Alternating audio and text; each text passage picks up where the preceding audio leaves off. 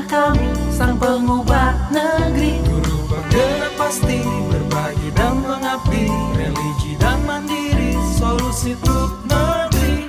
Bergerak cerdaskan bangsa, gotong royong dalam satu irama. Merdeka belajar siswa, cerdas dan berkarakter Pancasila. Assalamualaikum warahmatullahi wabarakatuh. Ibu. Waalaikumsalam warahmatullahi wabarakatuh. Apa kabarnya, Bu? Baik. Baik, alhamdulillah. Mungkin Ibu ya. Iya, ada apa Ibu? Bismillah. Sebelumnya mohon izin karena Iya. mengganggu waktunya, Bu ya. Iya. Perkenalkan dulu, nama saya Ismi Susanti, CGP Angkatan 7 di Kabupaten Banjarmasin. Maksud dan tujuan saya datang ke sini untuk wawancara singkat dengan Ibu. Ya. Hanya terkait dengan bagaimana sih cara mengambil keputusan berdasarkan kebijakan yang universal, yang menyeluruh seperti itu, Bu. Bagaimana, Bu? Apakah diizinkan untuk berbincang-bincang sedikit? Baik ya. Kalau kita langsung aja ya. Iya.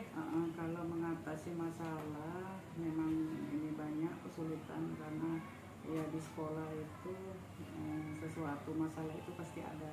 Namun bisa terorganisasi apabila kita musyawarah bersama mufakat dengan guru. Iya. Nah jadi di situ kalau misalnya ada musyawarah, misalnya ada masalah, seharusnya kita jangan mengambil semacam tindakan langsung. Langkah bagusnya kita musyawarahkan bersama guru.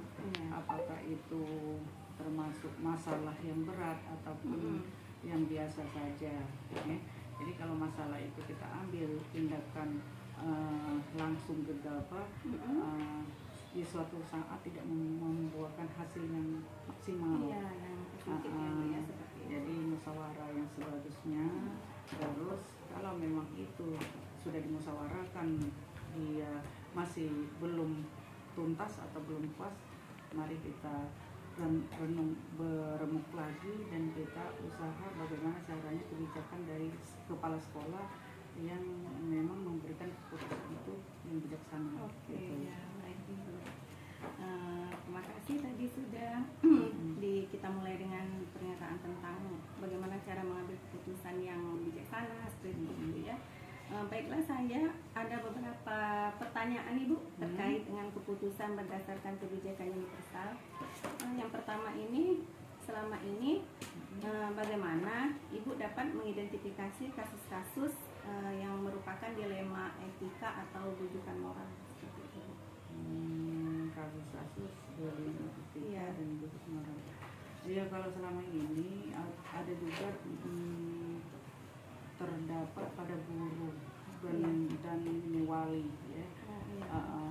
Nah sampai ini tidak tuntas di sekolah, malahan ada panggilan ke dinas karena itu pengaduan dari seorang wali tidak puas dari tindakan guru yang bersikap kurang menyenangkan.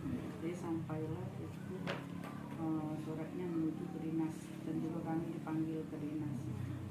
Nah karena ini sudah diwawancarai di sekolah, sudah dibina, sudah diberikan semacam masukan-masukan bahwa itu kurang bagus, etikanya kurang bagus, tapi mereka akan tetap membuat tidak tidak puas di sekolah. Akhirnya mereka membuat suatu kesimpulan mengadu, membawanya ke dinas pendidikan. Pendidikan. Akhirnya di dinas pendidikan itulah yang menyelesaikan bagaimana sesuatu yang tidak membuahkan hasil yang baik itu diselesaikan di dinas pendidikan. Namun akhirnya ya selesai di dinas pendidikan, tetapi antara wali dengan guru ini masih tidak menyatu. masih ada mungkin hal yang mengganjal ya Bu ya di hati. Iya, oke. Selanjutnya Ibu, selama ini bagaimana Ibu menjalankan pengambilan keputusan di sekolah, terutama untuk kasus-kasus misalnya ini yang kepentingannya itu misalnya sama benar seperti itu atau mengandung sebuah nilai-nilai kebijakan. Maksudnya mungkin ada dua kepentingan nih dari guru seandainya seperti itu. Ada guru yang tidak masuk misalnya tetapi karena anaknya sakit misalnya gitu kan. Nah, tetapi karena anaknya dia tidak masuk ini, tetapi di sekolah juga membutuhkan dia seperti itu. Jadi itu kasusnya itu sama-sama benar. Benar dia tidak masuk karena anaknya sakit, tapi benar juga karena di sekolah membutuhkan dia seperti itu. Kira-kira bagaimana cara ibu menanggapinya, menyelesaikannya? Oh gini, kalau memang di sekolah itu ada sesuatu guru memang dia tidak masuk dengan alasan anaknya sakit, tapi di satu sisi mereka harus disiplin masuk. Jadi begini ya Bu ya, kita sebagai leader di sekolah kita memberikan pengertian kalau memang anaknya memang sakit. Tapi dikala mereka memang dia pergi tanpa seizin, ya kita panggil mereka. Apakah memang benar anaknya sakit atau memang mereka izinnya memang ada pekerjaan yang lain. Jadi kita panggil dan kita harus menerapkan disiplin itu memang tujuan sekolah. Karena apa? Kalau tidak disiplin bagaimanakah sekolah itu berhasil? Nah, jadi satu sisi mereka kita panggil dan kita jelas umumin mereka bahwa di sekolah itu pertama kita jaga kedisiplinan. Tapi kalau memang mereka biasanya itu sudah dipanggil, mereka mendengar, artinya mereka mau maju di sekolah. Berarti ibaratnya itu ingin tahu dulu Bu ya, ini masuknya atau benar-benar karena anak sakit atau karena ada alasan lain.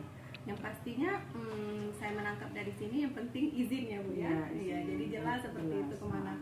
Mungkin dari situ sekolah bisa, ya mungkin ada guru pengganti dan lain-lain ya. Oke. Nah selanjutnya Bu, langkah-langkah atau prosedur seperti apa yang biasa Ibu lakukan selama ini dalam mengatasi permasalahan yang ada di sekolah?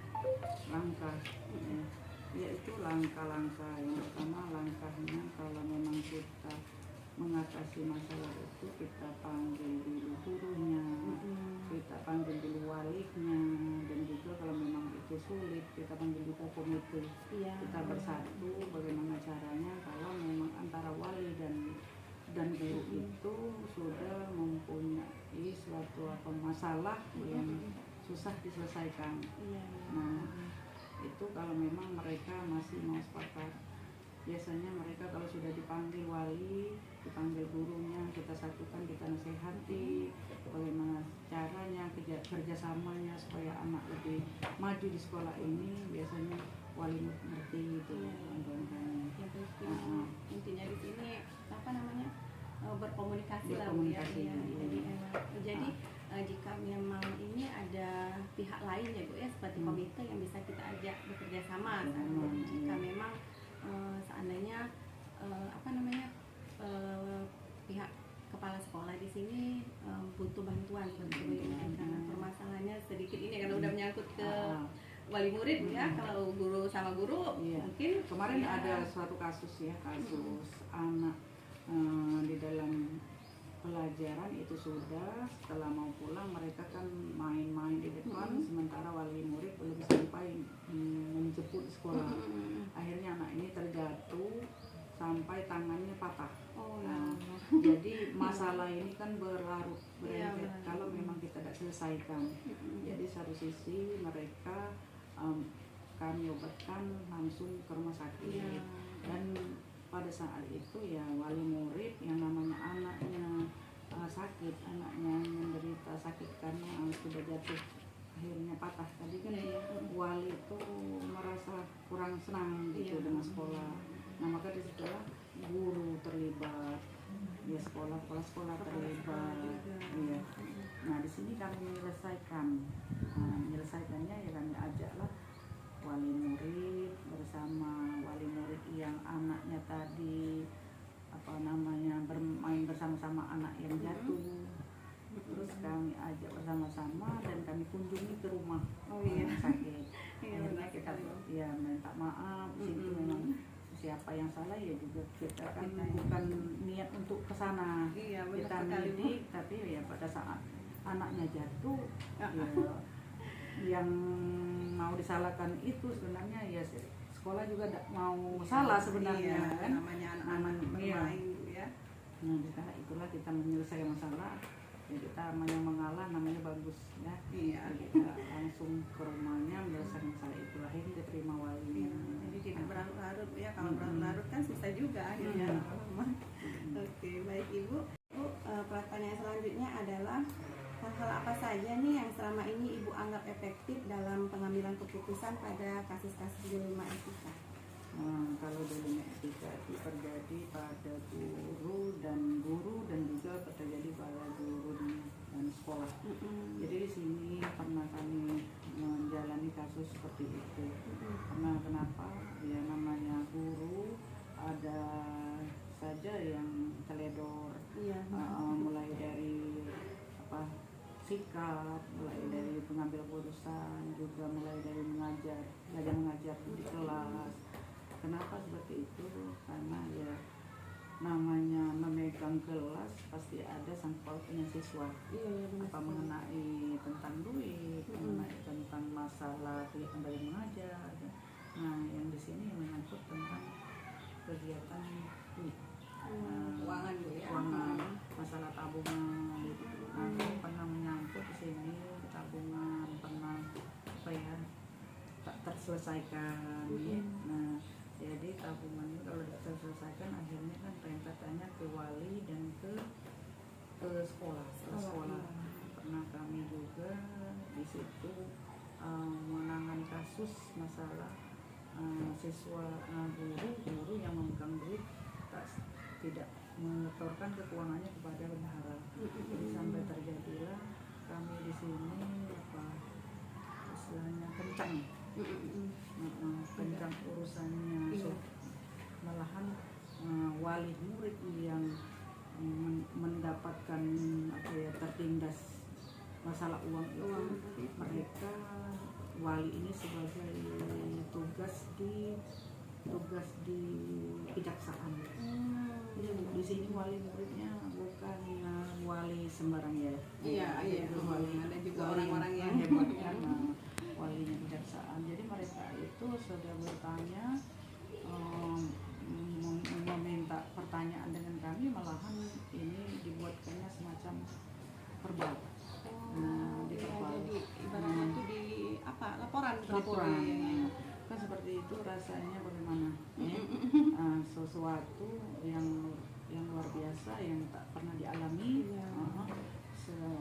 Selaku kita di sekolah ini kan yang namanya kita membimbing, membina guru, mendidik anak, itu kan kita tidak berniat lah ke sana bahwa anak itu tidak jujur, guru itu tidak jujur. Nah, setelah terjadi seperti itu, maka terjadilah dilema semacam itu yang pernah dialami di sekolah. Jadi ya diselesaikan karena apa? Kebijaksanaan keputusan dari sekolah. Kalau memang itu terjadi, ya sekolah harus bertindak. Apakah ini permasalahan ini harus diselesaikan ataukah permasalahan ini dilanjutkan kepada yang berwajib. Maka di situ saya merasa bahwa saya bertanggung jawab di sekolah. Saya memberikan keputusan kepada wali murid tadi yang satu-satunya dari kejaksaan kan, memberikan keputusan bahwa saya sanggup membina guru dan memutuskan masalah ini diselesaikan di sekolah gitu. Jadi selanjutnya kami memberikan jangan pada guru, juga kami rapat, ada komite serta wali murid. Nah, akhirnya program itu kami tangani bersama. Seperti itu. Karena memang tidak Nah, itu termasuk etika yang kurang bagus pada guru. Sudah jauh melebarnya jadi kemana-mana. Saya rasa juga benar sekali Bu ya, sekolah ibarat katanya itu bertanggung jawab seperti itu ya. Nanti urusan dengan guru, kepala sekolah yang membina seperti itu. Ya mau nggak mau ya Bu ya, mungkin kita lepas tangan kan karena kalau di memang sekolah kalau memang kita tak bertanggung jawab, kita ini kan urusannya panjang. Iya, benar sekali ya. Di sanalah maksud Ibu dilema etika itu terjadi seperti itu, tidak dibantu guru, dibantu membantu juga ya, mungkin dengan pembinaan bisa menjadi lebih baik Bu ya ke depannya. Oke, baik, terima kasih Ibu. Selanjutnya adalah hal-hal apa saja yang selama ini merupakan tantangan Ibu nih dalam mengambil keputusan pada kasus-kasus dilema etika? Iya, namanya tantangan banyak lah sih. Pertama yang tidak disenangi guru, tantangan itu kan terjadi itu, pas terjadi pada kita seorang pemimpin pasti ada kurang disenangi, guru kurang simpati pada kita, yang pertama kan. Nah, terus di suatu sisi ya mereka agak gimana ya, gesit-gesit dengan kita, itu tantangan namanya. Nah, terus ada pro kontra, itu pasti sekali ya, pro kontra antara guru, antara sekolah, antara sesama komite itu pasti ada. Ya namanya seperti itulah, yang namanya membina sekolah sesuatu yang mau menuju ke perbuatan yang bagus, yang baik, pasti ada tantangan. Iya, benar sekali. Karena apa ya Bu ya? Karena yang kita bina itu bukan 1-2 orang, banyak dengan watak yang bermacam-macam seperti itu Bu ya. Tapi intinya jika setiap keputusan itu diambil itu tidak berat sebelah seperti itu ya pasti ya, karena kita musyawarahkan dulu kan seperti kata Ibu tadi. Oke ya. Baik Ibu, ini jadi pembelajaran juga. Tapi memang benar sih, setiap pemimpin itu pasti ada pro dan kontranya. Tidak semua orang menyukai kita seperti itu ya.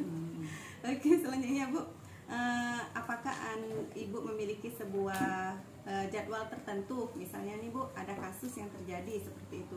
Apakah Ibu harus menyelesaikannya langsung atau menunggu atau menunda-nunda seperti itu Bu? Kita kalau memang ada masalah ada juga ditunda dan dalam keadaan bagaimana sih. Terus kita juga langsung kita tindak lanjuti dalam posisi kayak mana. Kalau misal masalah itu terjadi dengan guru, wali dengan guru kan tidak saling nyambung seperti itu. Misalnya ada WA kurang pernah dibalas, di telepon tidak diangkat, akhirnya tuh wali itu ngadu sama kepala sekolah tuh, bagaimana guru ini, sedangkan kami WA ditutup, tidak bisa WA sama grup, terus kami WA chat pribadi nggak dibalas Bu, terus kami telepon tidak diangkat. Nah, yang semacam ini kepala sekolah harus turun tangan, terus langsung bertindak seperti itu. Jadi kita panggil gurunya, kita nasihati gurunya, terus wali tadi kita juga memberikan wejangan omongan, seharusnya bagaimana yang perlu musyawarahnya supaya antara guru itu nyambung pada wali murid. Selainnya seperti itu. Jangan kita biarkan kalau kita berlarut. Biarkan itu.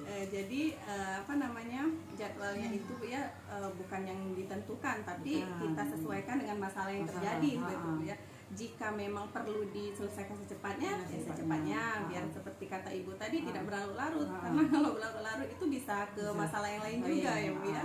Dan adakah seseorang atau faktor-faktor apa yang selama ini mempermudah atau membantu Ibu dalam mengambil setiap keputusan dalam kasus-kasus dilema etika yang terjadi? Kalau kemarin faktornya, kalau memang seperti itu dilema-dilema yang terjadi itu kita ya panggil komite, kita kerjasama dengan pengurus komite, apalagi mengenai bantuan dana, seperti misalnya kita mau mengadakan les, mengadakan ekskul. Nah, bagaimana caranya kita mengadakan itu, ya biasanya di komite itu turun tangan. Bagaimana caranya mengatasi ini untuk kedepannya, bagaimana supaya ini berjalan. Jadi komite itu biasanya ngajak kita rapat, kita juga memang ingin butuh seperti itu. Jadi terjadilah sesuatu komunikasi yang baik, akhirnya terjalinlah kebersamaan, dan kegiatan belajar mengajar itu memang disepakati. Seperti les, kemudian school, itu yang faktor yang mendukung kita itu dari komite seperti itu. Ya, jadi setiap pengambilan keputusan itu faktor pendukung. Kalau memang membutuhkan seperti komite dan komite ya sih, karena apa ya, kalau berkaitan dengan les atau kegiatan-kegiatan ekstrakurikuler memang kita harus dengan komite juga Bu ya, karena nanti komite kan menjembatani dengan wali-wali murid seperti itu Bu ya. Kalau sudah kita rapatkan, sudah kita musyawarah, insya Allah sih keputusan yang diambil itu tidak menjadi masalah di belakangnya di kemudian hari. Oke, baik Ibu. Ini pertanyaan terakhir nih Bu. Dari semua hal yang telah disampaikan, pembelajaran apa yang bisa Ibu yang bisa Ibu ambil nih dari pengalaman Ibu di dalam mengambil keputusan tentang dilema etika? Sebagai seorang pemimpin atau sebagai seorang kepala sekolah di sekolah. Ya, kalau kita sebagai pemimpin, dilema itu sih yang kita ambil yang pertama sikap kita, tata cara kita, perbuatan kita, bagaimana cara kita menyampaikan dengan guru, bagaimana kita bersikap dengan guru. Nah, ini semacam ini yang perlu kita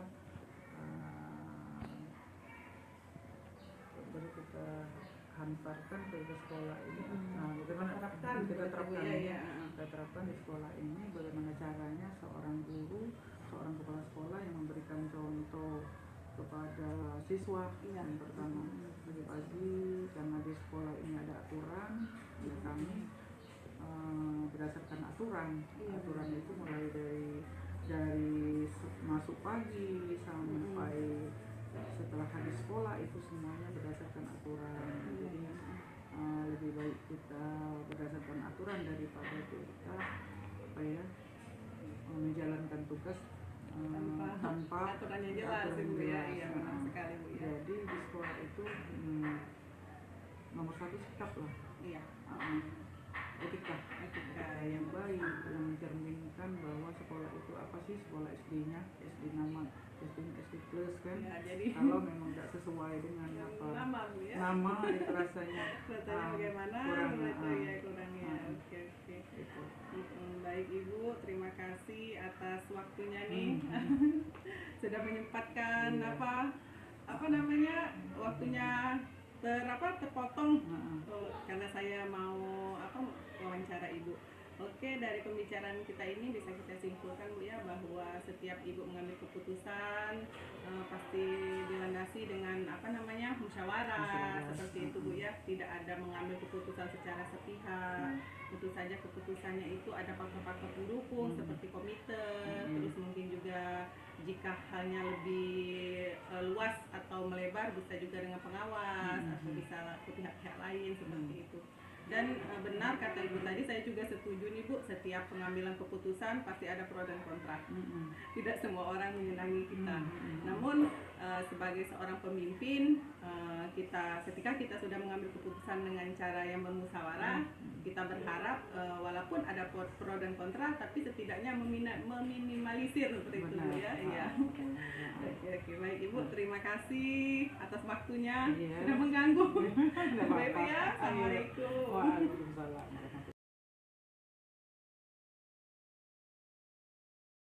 Assalamualaikum Ibu, apa kabarnya? Alhamdulillah sehat ya.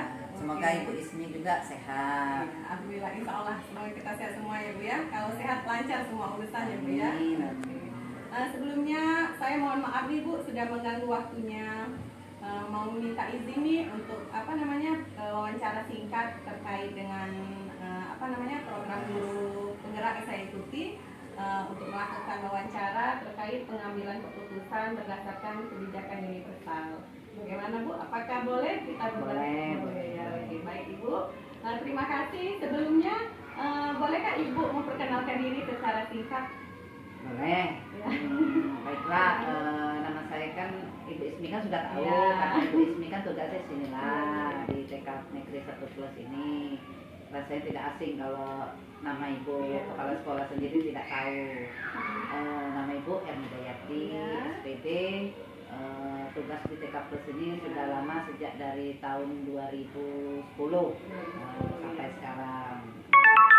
Oke, baik Ibu, terima kasih atas perkenalan singkatnya. Bagaimana kalau kita mulai saja wawancaranya? Boleh, Oke, boleh. baiklah. Saya ada beberapa pertanyaan nih Bu terkait dengan wawancara yang akan kita lakukan hari ini.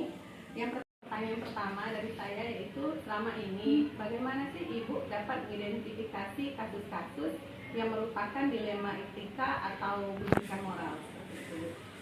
Untuk identifikasinya itu mudah Ibu Ismi. Jadi sesuatu itu dikatakan bujuk moral itu jika ada jika ada dua buah hal yang satu benar dan yang satunya salah, seperti itu menurut hukum. Nah, jika keduanya itu benar, maka hal itu disebut dilema etika, seperti itu. Baik Ibu, selanjutnya pertanyaan kedua itu adalah, selama ini bagaimana Ibu menjalankan atau mengambil keputusan di sekolah, terutama untuk kasus-kasus di mana jika ada dua kepentingan yang sama-sama benar atau sama-sama mengandung nilai-nilai kebajikan?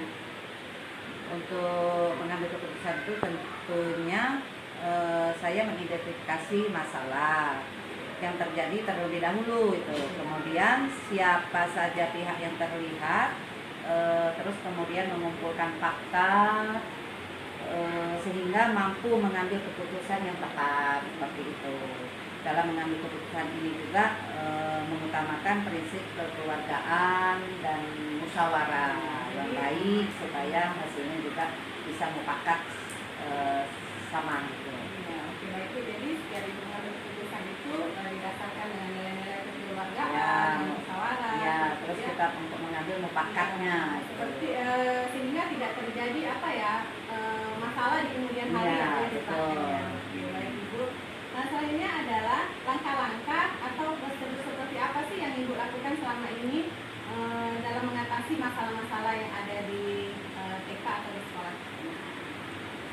Langkah pertama yang saya ambil itu adalah memanggil kedua belah pihak itu yang bermasalah untuk biar permasalahannya itu intinya itu dari permasalahan tersebut untuk menemukan bagaimana yang terbaik, begitu, supaya keputusannya itu tidak merugikan kedua belah pihak. Oke, baik Ibu. Berarti jika ada dua orang guru misalnya Ya. masalah, Harus dipanggil kedua-duanya itu supaya kita mendapat titik terangnya seperti apa. Jadi kadang-kadang itu tidak memihak kepada Iya, siapa, tidak Bu, memihak ke si guru ini, memihak ke satu guru ini, tidak.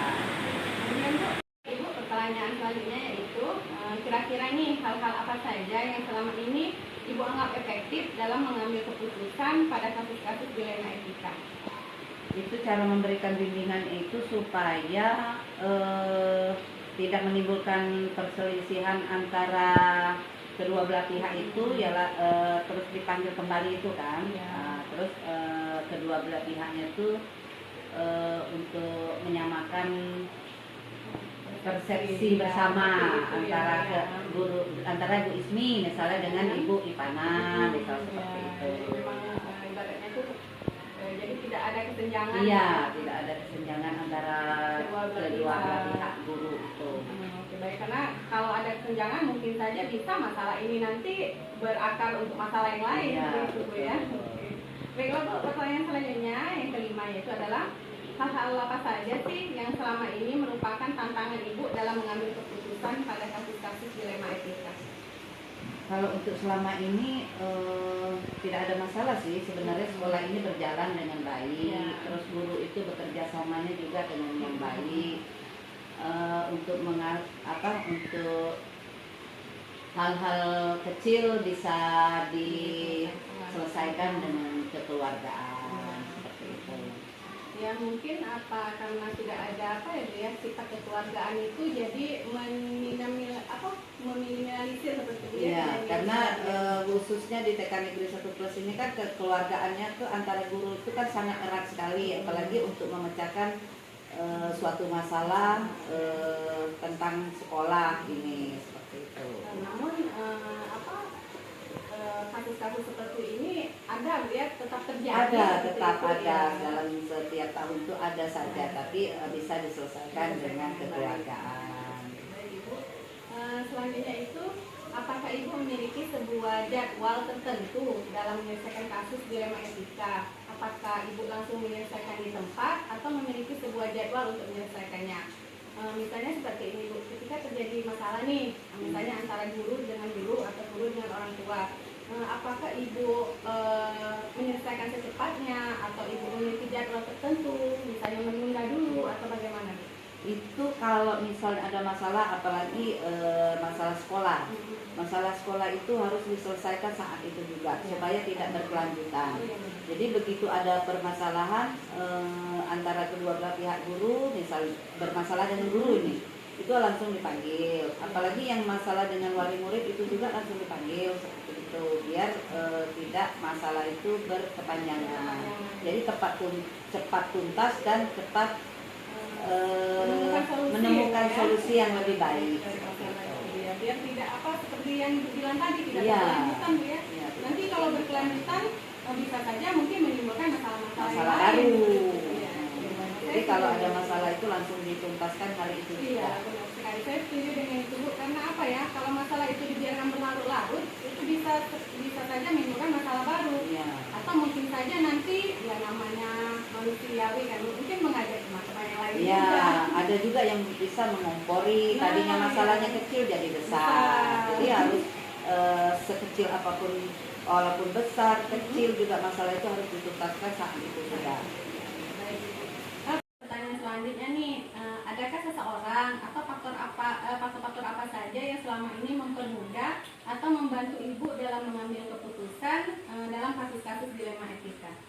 Kalau yang selama ini, misalnya yang terjadi, kalau ada perselisihan antara guru, misalnya guru itu nanti saya panggil keduanya itu langsung dipanggil. Terus kalau misalnya antara guru dengan permasalahannya guru dengan wali murid misalnya, kalau guru dengan wali murid misalnya apa masalah anak, yaitu masih kami rembukan dengan guru, saya panggil, paling tidak saya itu memanggil guru tuh untuk cari jalan keluarnya bagaimana.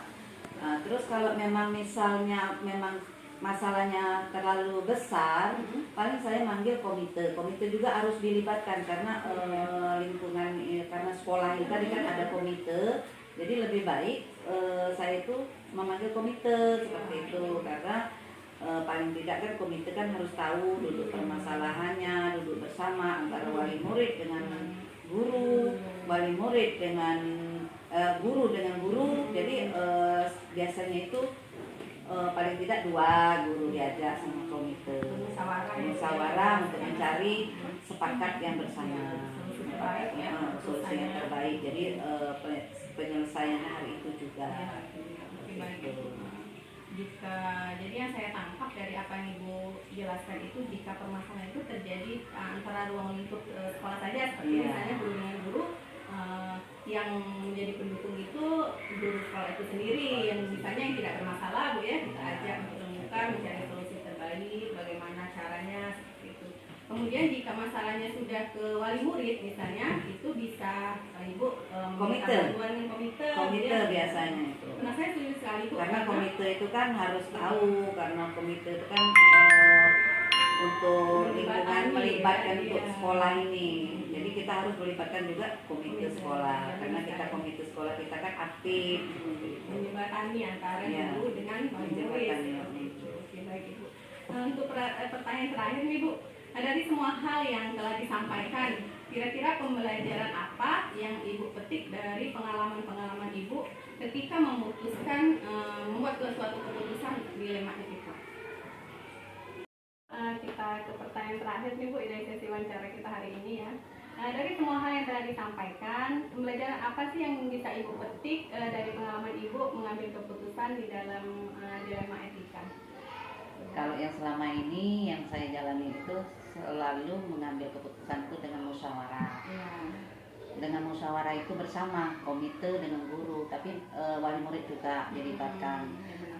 Selama ini kan ada juga yang pro dan kontra, tapi kan kita harus mengambil keputusan itu dengan bijaksana. Walaupun ada yang setuju dan yang tidak setuju, kita harus untuk mengambil keputusan itu supaya cepat selesai permasalahan yang ada itu. Jadi dengan adanya kita musyawarah yang baik itu kita mendapatkan juga hasil yang lebih baik. Hasil yang baik. Dan tentu saja keputusan itu bisa dia pertanggungjawabkan. Iya, harus bisa dipertanggungjawabkan juga supaya tidak terjadi lagi hal-hal yang tidak kita inginkan. Seperti itu.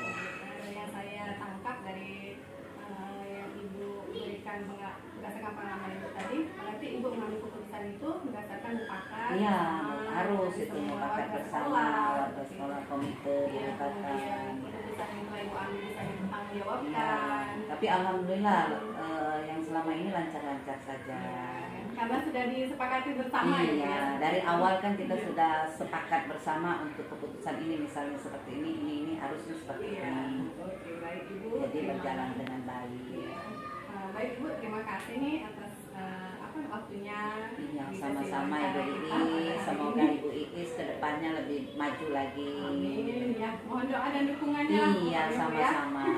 Oke, baik Ibu.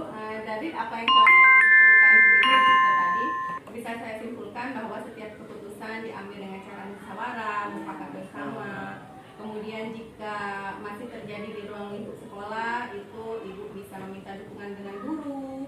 Jika sudah masalahnya yang lebih besar atau tidak Komite. bisa diatasi, bisa dengan komite. Iya, betul. Kemudian ya seperti Ibu bilang tadi, saya setuju sih, karena apa, setiap keputusan pasti ada pro dan kontra Iya, gitu ya. betul. Tidak mungkin semua orang itu setuju. Tapi kita harus Tapi, bijaksana iya, mengambil benar keputusan sekali itu. Bu. Apalagi jika keputusan itu diambil bersama-sama, jadi meminimalisir seperti Iya. itu ya untuk hal-hal yang misalnya negatif di belakang kemudian hari gitu.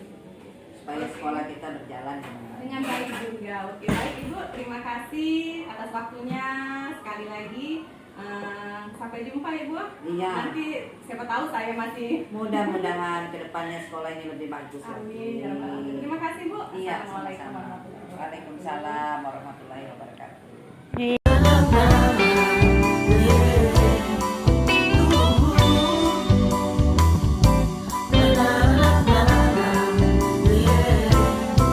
Sehangat sang mentari, secerah sang pelangi, sambutlah kami sang pengubah negeri. Guru penggerak pasti berbagi dan mengabdi, religi dan mandiri, solusi untuk negeri.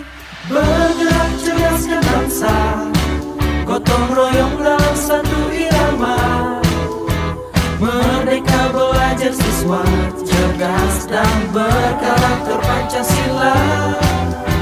Taklukkan rintangan yang ada, percaya yang kuasa guru penggerak akan selalu ada untuk siswa Indonesia bahagia.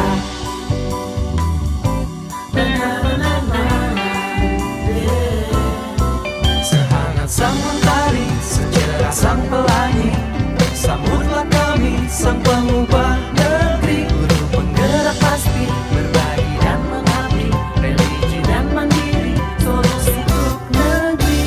Bergerak cerdaskan bangsa, gotong royong dalam satu irama.